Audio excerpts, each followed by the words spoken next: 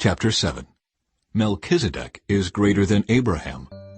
This Melchizedek was king of the city of Salem, and also a priest of God Most High. When Abraham was returning home after winning a great battle against the kings, Melchizedek met him and blessed him. Then Abraham took a tenth of all he had captured in battle and gave it to Melchizedek. The name Melchizedek means King of Justice, and King of Salem means King of Peace. There is no record of his father or mother or any of his ancestors, no beginning or end to his life. He remains a priest forever, resembling the Son of God. Consider then how great this Melchizedek was. Even Abraham, the great patriarch of Israel, recognized this by giving him a tenth of what he had taken in battle. Now the law of Moses required that the priests, who are descendants of Levi, must collect a tithe from the rest of the people of Israel, who are also descendants of Abraham. But Melchizedek, who was not a descendant of Levi, collected a tenth from Abraham, and Melchizedek placed a blessing upon Abraham, the one who had already received the promises of God. And without question, the person who has the power to give a blessing is greater than the one who is blessed. The priests who collect tithes are men who die. So Melchizedek is greater than they are, because we are told that he lives on.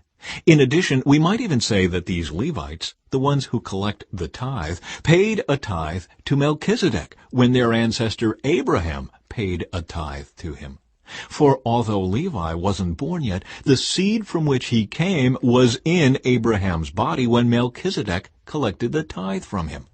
So, if the priesthood of Levi, on which the law was based, could have achieved the perfection God intended, why did God need to establish a different priesthood with a priest in the order of Melchizedek instead of the order of Levi and Aaron? And if the priesthood is changed, the law must also be changed to permit it.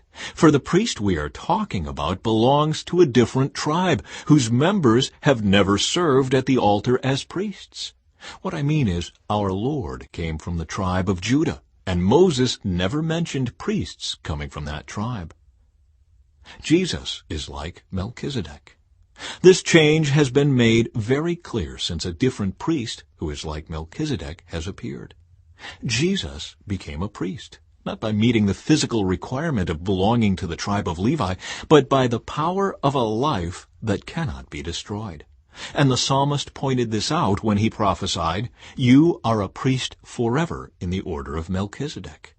Yes, the old requirement about the priesthood was set aside because it was weak and useless, for the law never made anything perfect.